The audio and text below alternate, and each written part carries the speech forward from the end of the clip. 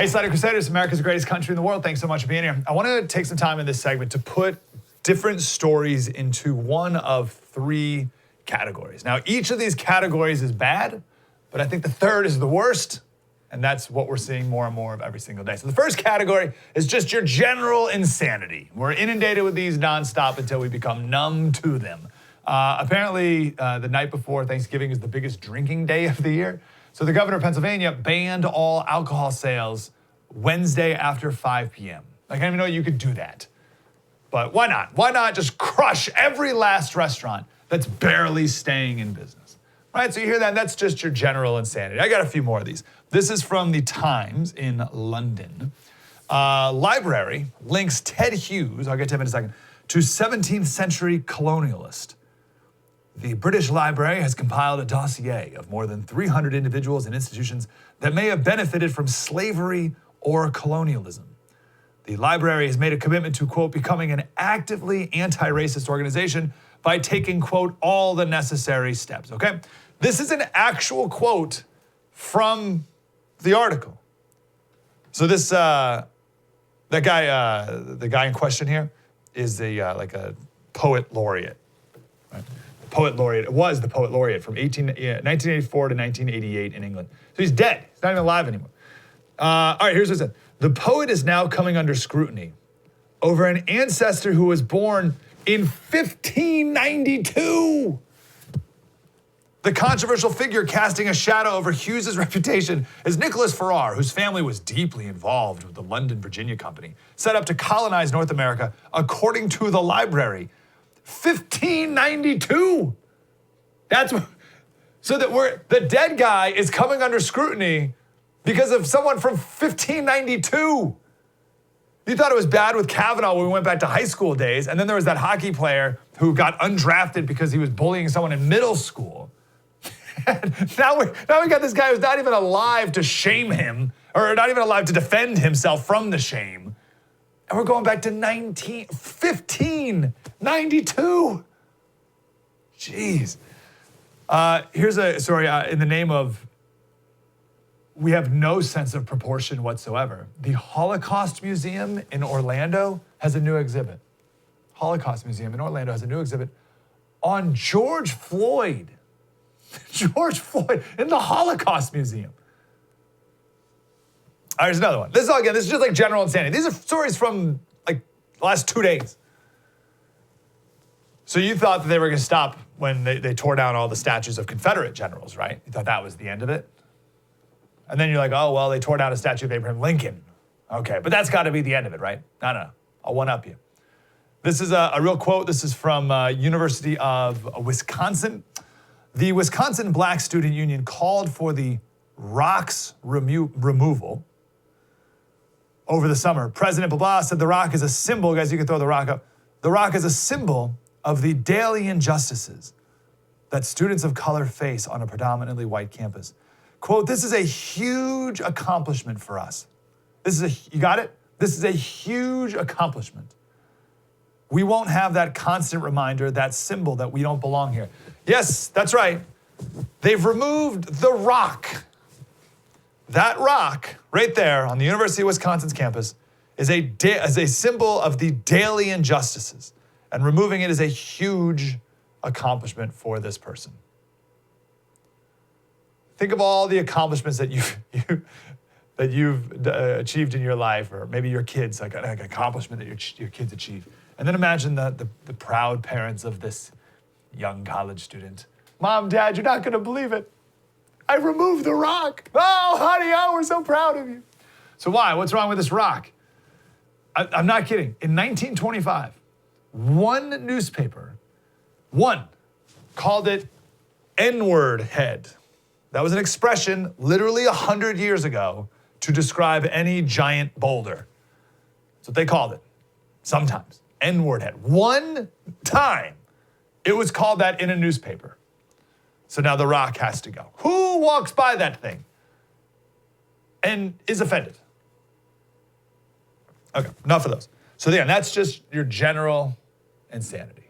And all that's bad enough, especially when you're just bombarded with it nonstop. Second category is your hypocrisy. The word hypocrite comes from the Greek word meaning to play a part. So it was literally an actor. In ancient Greek, hypocrites were actors. And then the word hypocrite came to mean someone who says one thing and claims to have these high moral standards, but then does something else, right? So hypocrites talk a big game, but in reality, they're just playing a part. That's the connection to the word. Makes sense, right?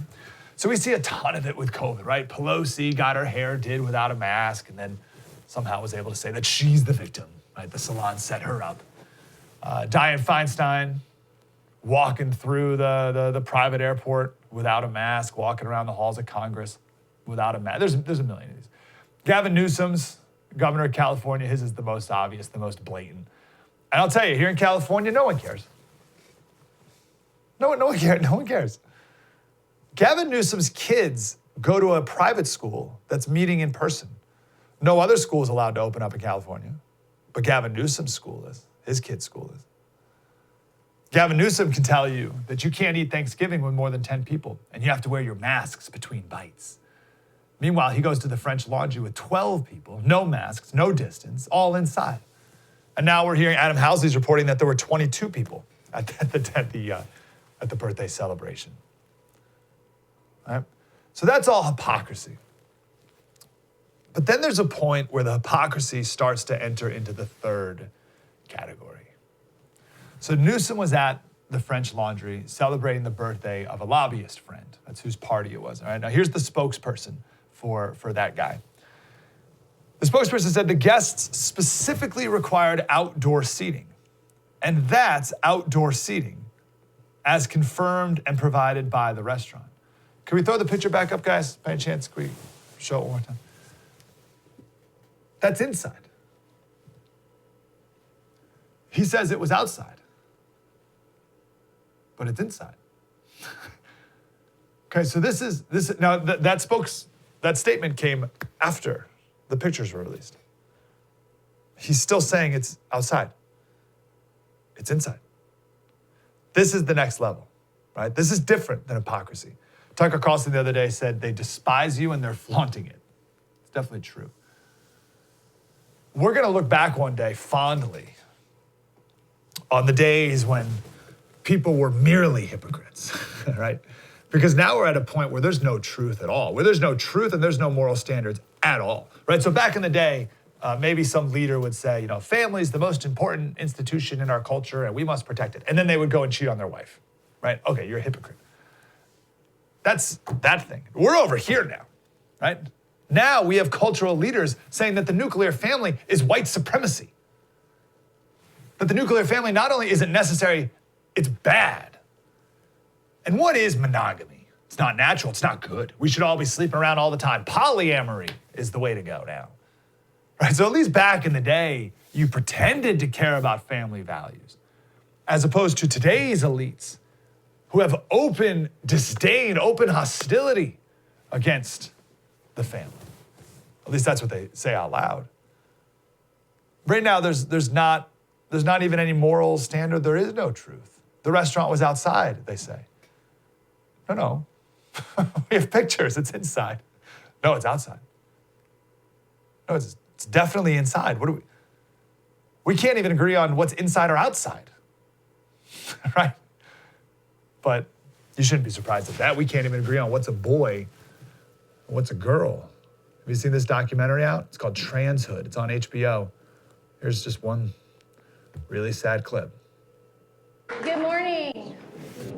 Today we choose to recognize, honor, love, and celebrate anyone here who would claim their identity publicly as lesbian, gay, bisexual, transgender, queer, or questioning, intersex, pansexual, asexual, or any category that I've left out.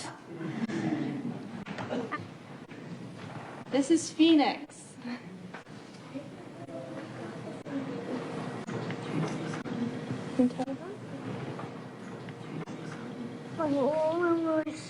You're a little shy. Do you want to tell everyone if you're a boy or a girl? I just want to tell them that I'm a girl. Okay, you can tell them that.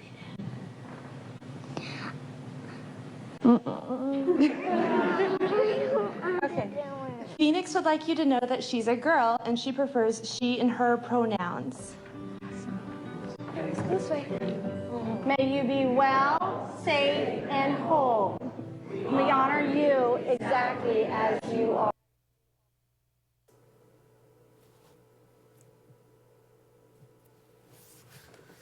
Like, we got to spend an hour on that.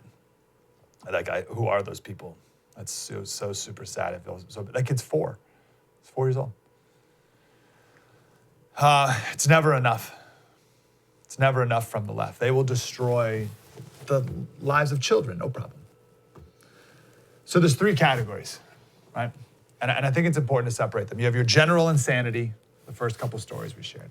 Then you got your hypocrisy, right, about COVID and our leaders and whatever. And then you have an active denial of reality. That's where we're living right now. Again, we look back at hypocrisy and be like, ha ha, he, isn't that cute? They're not, right? That's nothing compared to what we're living in now. An active denial to reality, hostility towards reality. So, how do conservatives respond to this? I got some ideas we'll share next. First, it's something to see like all the day trading people panicking about gold yesterday and today. So it's dropped. It's at a little over 1,800 right now. And all the experts are saying it's because of the good news about vaccines. And yeah, sure, but that's emotional and that's temporary, right? I have gold and silver because of the underlying realities of the economy, not because of like wild mood swings. It's about the value of the dollar. The stock market is what has big emotional swings because of the news of the day, right? So yeah, you got to ride that roller coaster over there, and you should. There's some, right, or whatever, right? Gold, it's a different deal. Gold is based on reality, and the reality is this chart right here. This was from like 2 months ago, so it's even more. The little circles, the little dark blue circles, is economic stimulus spending in the 2008 financial crisis. It's a percentage of GDP. The giant blue circle is the economic stimulus spending because of COVID. We're the bottom left. United States is the bottom left. Germany is the top left. Okay, so remember the 2008 like freak out and how terrible things were in 2008 because of, right? What we're doing now is just crushing what we were doing back in 2008. All that has to come home to roost, right? That's just government spending. That doesn't even include feds printing money, right? And all the governments aren't bringing in the tax revenue like they're normal. Like, this is the reality. So I think a price in gold's great. A drop in the price of gold's great news. Buy more. 1-800-798-4260. Any questions you have? It's super easy to buy, and when you want to sell, it's super easy too. Just if you sell back to them, there's no commission, no fees. 1-800-798-4260. PATRIOTGoldGroup.com.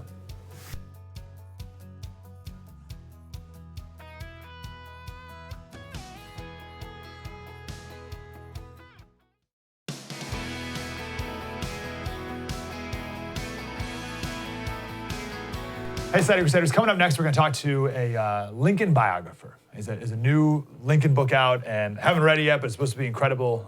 It's about the last 5 years of his life, and we'll talk about Lincoln and Thanksgiving. He's one of the reasons why we have Thanksgiving.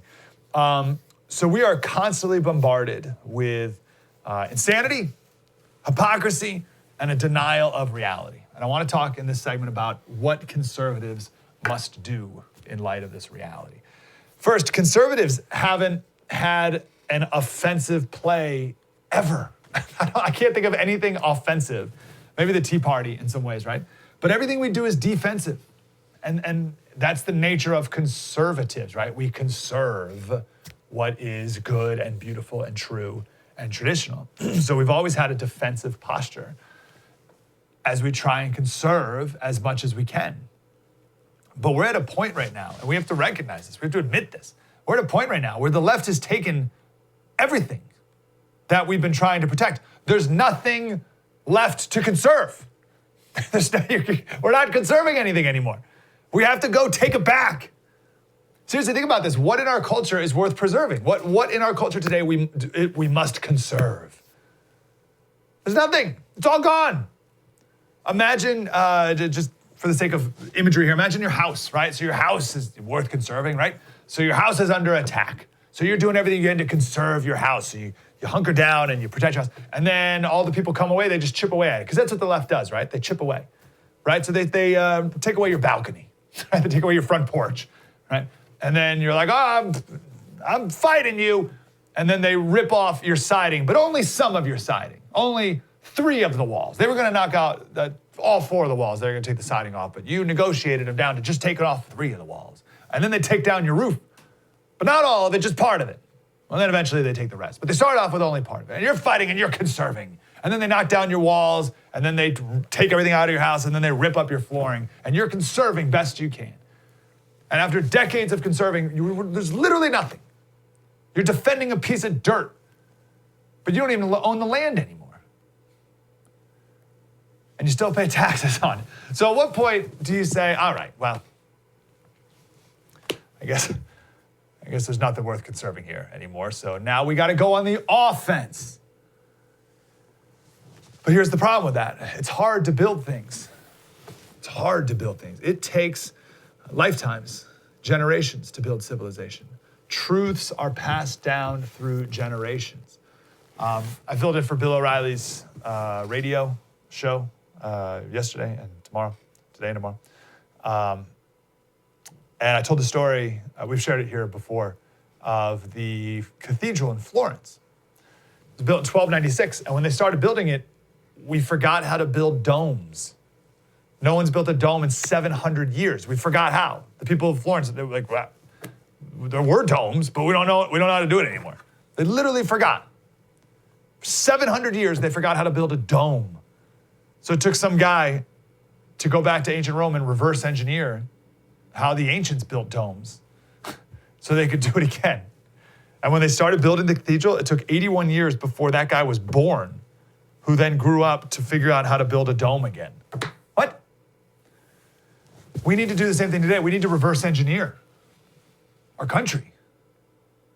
We need to reverse engineer our country and figure out what made America the greatest country in the world and start over and build new institutions. What we're doing here at The First is an effort to do that in one realm.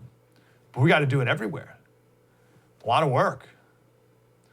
There's a couple steps. First, we got to admit it's over, right? Or at least what we've been doing, it's over. It's done. The regressive left won. The cultural imperialists won. They've destroyed everything. You can't even eat Indigenous Peoples Day dinner with your family without being shamed or threatened with fine and jail time. That's right, Indigenous Peoples Day, coming up on Thursday. In Oregon, Antifa, no problem. Go burn down the city, no problem. But gatherings of more than 6 people, no, can't do that. And only 2 households allowed. So you can't have both your cousins come. Got to pick one. Okay, we lost. Right? Second thing, you got to reject everything in our popular culture today. You got to reject it all. You can't build a new culture with inputs from the current one because the current culture is toxic. So you got to get rid of it completely. Third thing, you got to build your family. You have total control over your family. It's yours. And you can't build things externally well if you can't get your own family under control. So we got to focus on that mission field more than ever. And then the fourth thing, you are managers, you're bosses, you're an owner of a company, you're friends, you're an employee, right? You have these spheres of influence. Be a leader there. And do not, in that sphere, do not accept any lies from the regressive left. Not an inch. Accept no lies. And we can build over a lifetime, rebuild what's been destroyed. But it takes that long. Or we can just keep defending what we have. There's nothing left. I've been thinking about the Mayflower and how, because it was 400 years ago. This was the year, 1620. This is the anniversary. Brutal. Just absolutely brutal. So the Mayflower set sail from England on July 1620. There were two ships. It was the Mayflower and the Speedwell. There were 102 passengers, 30 crew between the two ships. And they set sail for the New World, and then they turned back because the Speedwell had a leak. So they fixed the leak. And then they went off again and then turned right back again. The stupid Speedwell got another leak. So they're finally like, enough of you, Speedwell. So they all crammed in the one boat, the Mayflower, September 6th, 1620. There was no guarantee they'd even make it to the New World. They did the best they could to avoid pirates. They can't avoid the storms. People were getting sick, drowned. There was one storm, some guy slipped off, fell overboard into the ocean, and he was able to grab onto a rope, and they pulled him back on. Like, what? Only one person died on the way, amazingly, on the way. We'll get to the rest of that story in a second, but the one guy died on the way. He was actually a guy who mocked. He was like one of the elites. I think he was like number 2 in command to the assistant to one of the top guys, whatever. And he was mocking all the lowly people for getting seasick. And then he ended up dying. 66 days at sea. 66 days. This wasn't a passenger ship. The Mayflower was a cargo ship. It carried wine and cloth. So the deck below, it wasn't for people. It was 5 feet tall. 5 feet. No windows. It was cold, dark, wet, it stunk. It was pitch black at night. So all you had was a chamber pot, but you hit a wave and it goes everywhere. There's no privacy. There are no beds. Again, 5 foot tall ceiling. And then you got to make room for the pigs and sheep and chickens. There was a baby born on the journey. Imagine that day. His name was Oceanus. So they got there. They got to the New World. It was last Saturday, so it was November 21st, 1620. But they didn't go on land, right? So they would just like row, like a boat would row on land, and they'd start building, and then they'd come back for the night as they were building houses and stuff like that. That first winter on the boat, that's when half of them died. Can you imagine that? Imagine what that's like. Imagine what it was like that whole time. Right, with people dying. So it's not like everyone's happy and healthy and then like, boom, someone dies. Like there's a process there, like a process of just misery. And half of them all died. They didn't come back on land until March of 1621. That's hard work. That's hard work. Tearing it down, tearing what they built down, tearing this country down, piece of cake. Piece of cake. Rebuilding this country, almost as hard as building it the first time. These pilgrims, by the way, they knew what they were getting into. All right, the Jamestown settlement, it was 1609, that winter of 1609. There were 500 colonists, and 440 of them died. So on the Mayflower, there were 102 passengers and only 49, or I should say 53 ended up coming ashore. Amazing. So how'd they do it? This is from one of the pilgrims. We verily believe and trust the Lord is with us, and that he will graciously prosper our endeavors according to the simplicity of our hearts therein. Took a lot of hard work to build a civilization. Took a long time. How long is it going to take to build it back? Are we up for it? Coming up, we'll talk about Abraham Lincoln and Thanksgiving. First, we got to protect your home. It's literally, not just the analogy I used a second ago. This is such a brutal crime because it's super shady and underhanded, and you never know it. There's a ton of money that they can steal from you, too. It's home title theft. So the title of your home is under the advanced security protection of your county clerk, your Podunk County clerk. Not exactly crack security there. So someone hacks in, takes your home title, and then they trace your signature, forge it, and get a quit claim deed. And then they take out loans against your home until all your equity's gone. And you have no idea this is happening until you start getting collection notices months later.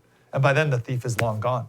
You're not protected by your insurance. The bank doesn't protect you. Your normal identity theft program doesn't monitor this. And the county's not going to help you because they think it's you the whole time. They think it's you. Home title lock protects you. They monitor your home title. If anyone does anything to it, then they alert you right away and you put the kibosh on it. And then Home Title Lock will spend up to $250,000 on legal fees to take back your home title, to restore your home title. It's part of owning a house. HomeTitleLock.com. You can register your address right now, see if you're already a victim.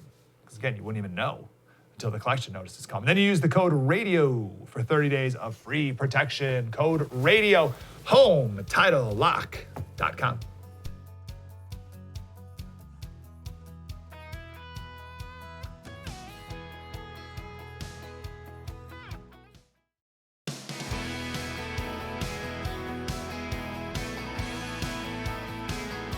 Hey, Slater Crusaders, I want to talk about lockdowns, shutdowns. More coming, and it's insane. TW Shannon is the former Speaker of the Oklahoma House of Representatives, and now he's the CEO of Chickasaw Community Bank. TW Shannon, how are you, brother?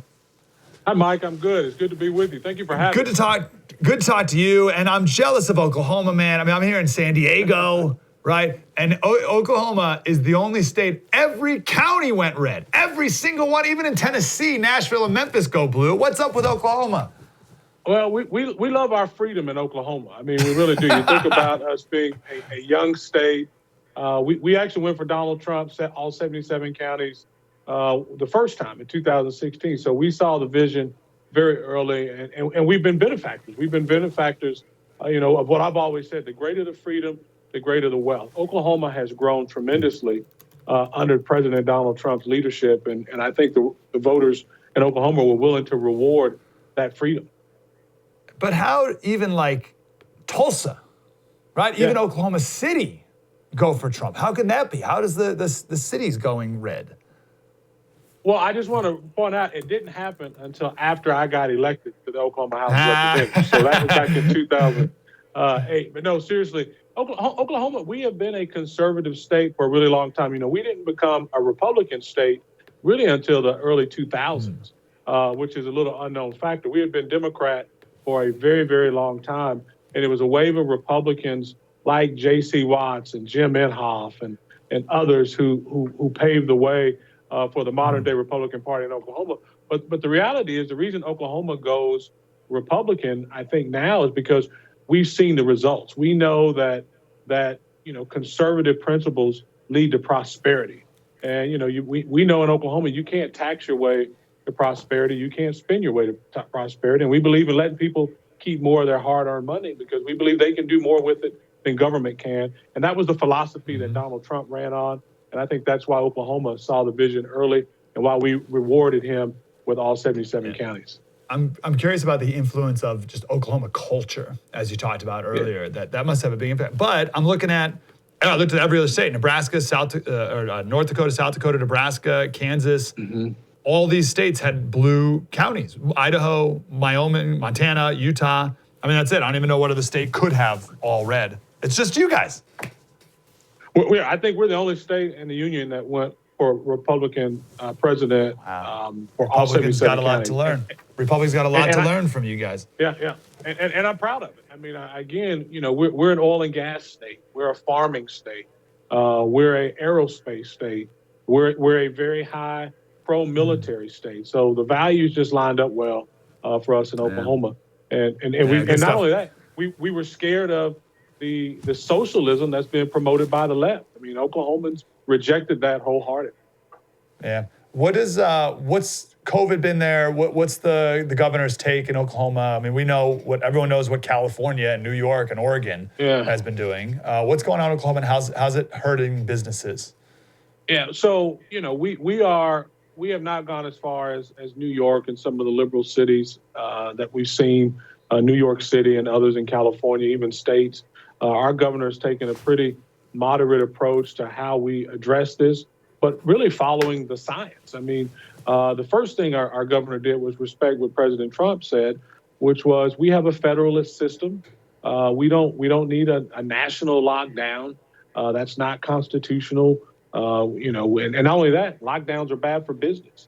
One of the reasons Oklahoma's economy has recovered so well is because we didn't do a full-out lockdown. Now we're approaching things, I think, in a smart way. We're monitoring our bed count, how our beds are filling up, hospital beds. But many of our cities, municipalities have enacted mask ordinances. But really, a lot of Oklahomans are wearing masks anyway. And I think the idea is, how do you promote personal responsibility and also protect public safety? And I think there is a balance there. And clearly, these left liberal cities are way out of balance. Yeah, that's a great point. Let's talk about businesses. So you're working at this bank, You're running the bank here. I don't think we've seen the full ramifications of the lockdowns nationwide. What are you seeing? Well, I think you're right. I think, when you look at what Joe Biden ran on, he ran on lockdowns, higher taxes, and open borders. That's what he, promised the American people. And I'm afraid he may get a chance to deliver on that if he has finally decided to be the president of the United States. You look at his VP choice, electing Kamala Harris, the most liberal member of the United States Senate.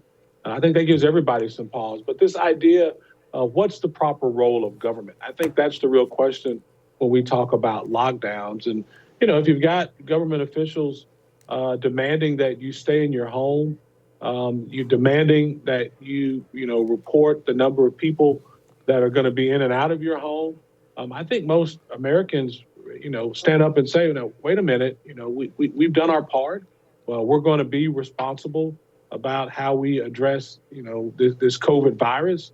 It's not the first pandemic that Americans have seen that we've lived through. I think we're going to get through this one. And I applaud President Trump for, his maneuvers on getting us a vaccine that seems to be coming to market very, very quickly. So I think we're all waiting. I wonder if the left ever will.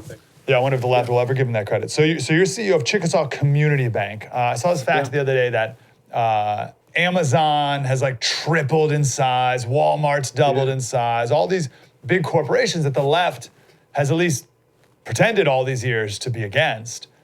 They're now supporting policies that's causing these companies to double and triple in their Goliath size. It's amazing. And then meanwhile, our small businesses are hurting. So what are you seeing on the ground with small businesses? Well, first of all, let me say this. What the President Trump's administration did on the PPP was a lifesaver for many businesses. Here at Chickasaw Community Bank, we were able to help hundreds of Oklahoma businesses, literally saved north of 150 jobs that were saved just from this little bank in Oklahoma City, where we processed over 48% of the loans that we did were to women-owned businesses, and about 34% were to other minorities. So that was the first piece. But when you talk about lockdowns, the problem with lockdowns, and I think the left, people like AOC who've never, hired anybody in their life, what they don't realize is just the discussion of lockdown is bad for business. I already have customers who were planning to do investments by the new year. We're planning to do some investments at the beginning of the new year. And they're saying, wait a minute, I don't know. There's all this talk about lockdowns. We don't know if the federal government's going to shut us down completely or what's going to happen. So it's already having a quelching effect on this already amazing recovery that we've seen under President Trump's administration. But just the discussion of lockdowns are bad. We know the threat that it creates when there actually is a shutdown. We've seen that, the high levels of substance abuse and child abuse and mental health issues that are created. But the socioeconomic effects of it are real just by not taking it off the table, not having officials who stand up and say, if I'm president, there won't be a shutdown. We all know, everyone knows that if Trump won or pulls out, whatever, the economy would be booming right now. And you're right, people would be throwing money, investing like crazy. But you're right, everyone's in a holding pattern, what's happening? And that's why Obama and Biden presided over the slowest recovery ever during his presidency. You're exactly right, Mike. I've said it before. When I was Speaker of the House in 2013, when Oklahoma saw an amazing economic boom where we unleashed the power of American ingenuity by, fracking and providing, energy independence, what I said then still remains true today. If anything that you want less of, just tax it. And the reality is this: capital is a coward. It will not flow to a hostile environment. And the challenge that the left has is they're hostile to anything that reeks of capitalism, whether it be profits or capital gains. They've made those public enemy number one. And the problem with that is, if you're really interested in poor people, if you really have a heart, the reason I got into government service years ago when I served as speaker and as an elected representative was because I cared about generational poverty, people that are born into poverty. And what I know is through research, when you talk a lot about follow the science and follow the data, there's only one system in the world that's ever lifted people out of generational poverty, and it's capitalism. Socialism has never done it. There's not one person in the world that's ever moved from generational poverty into the middle class because of socialism, but there are over 2 billion people around the world that have been lifted out of generational poverty into a middle class because of capitalism. That's why it's so important that we continue to hold the line in the U.S. Senate. I love the idea of capital as a coward. I like that a lot. We got to run. TW Shannon, CEO Chickasaw Community Bank in Oklahoma, where good conservatives should maybe consider relocating. I don't want any progressives from California ruining your state. Amen. TW, all right? Just good conservatives who want a place to be. Appreciate you, brother. Let's talk again. Thanks, Mike. Thanks for having me. Thanks, man. Come back. We'll talk about Abraham Lincoln, who issued the first official federal nationwide Thanksgiving proclamation. We'll do that next. True story. Mike Slater. Spread the word.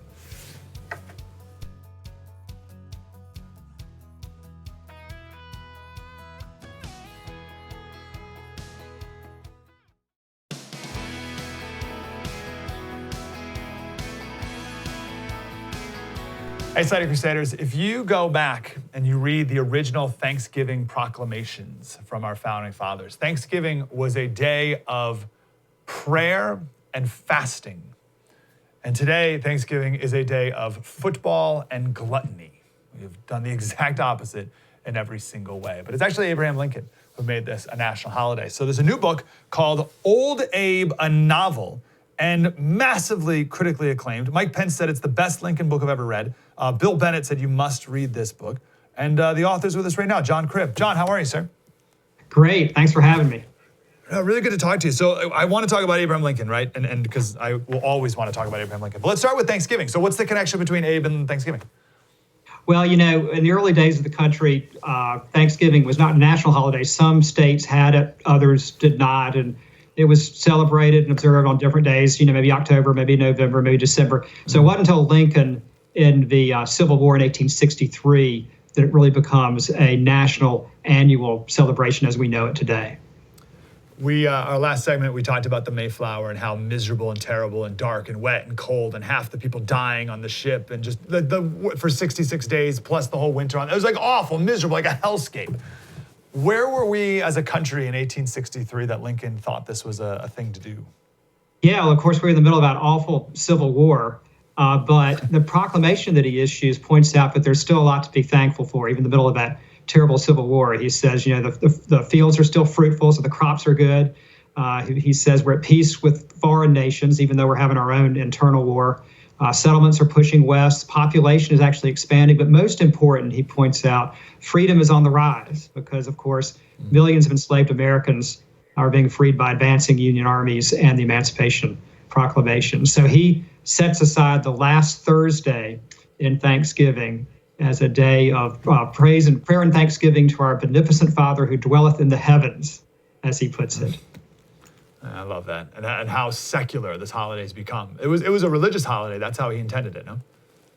Yeah, he really did. And Lincoln, one thing that surprised me as I did the research on this book is really how spiritual a man Lincoln was, especially the further the war went on. His faith deepened, and I think he would not have been the great president he was without that. I think it gave him the strength to make it through the war, and certainly some of the wisdom he had to be a great president.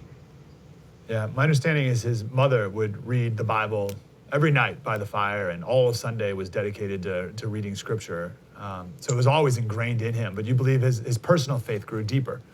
Yeah, I think there's no doubt about that. As kind of the death and destruction piled up, he didn't have a whole lot of free time, of course, but he spent time with the Bible. He could probably he probably knew the Bible as well or better than any president we've ever had. He quoted it all the time. Sure. I mean, for example, his famous phrase, "A house divided cannot stand. That's Mark 12:25 and other places in the Bible. So he came to view himself as a humble instrument in the hands of the Almighty, as he put it.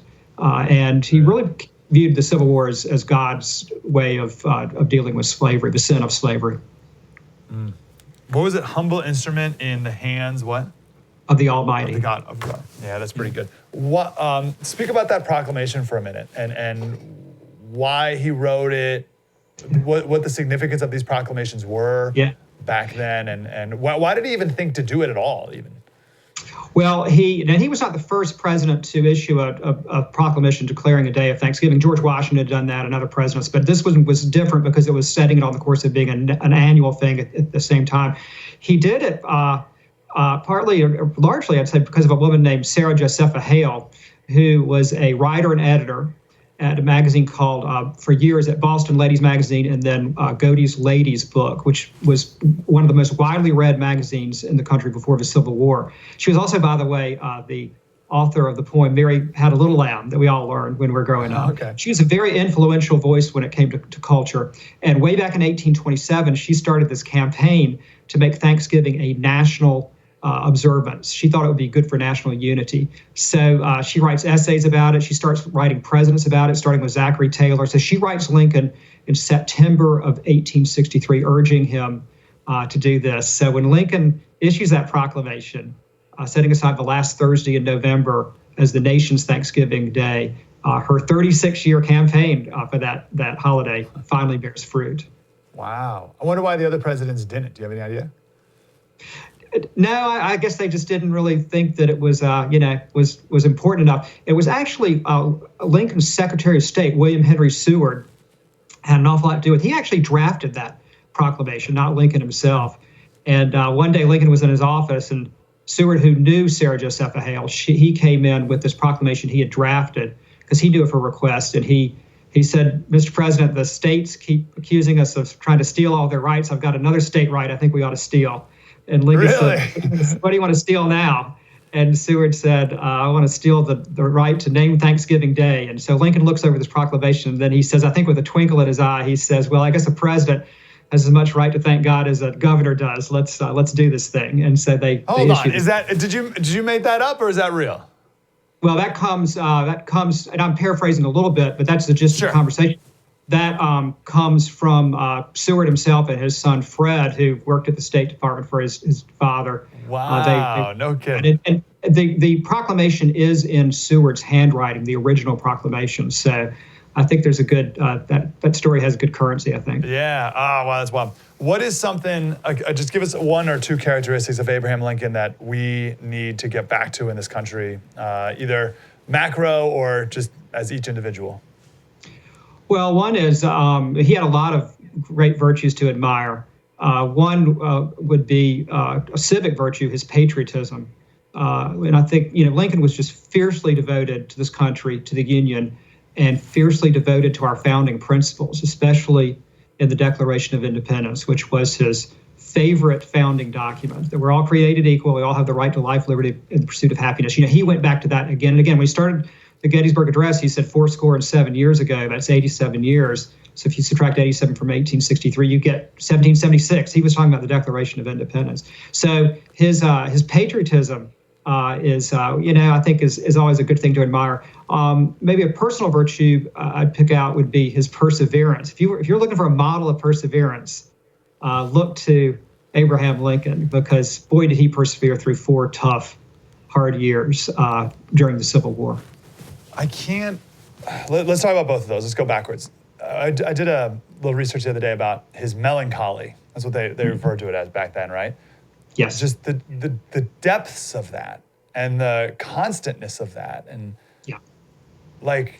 there was one, we told the story, I think it was in, he was at like the Illinois something when he was running for, I forget what it was. Maybe it was president, maybe it was Senate.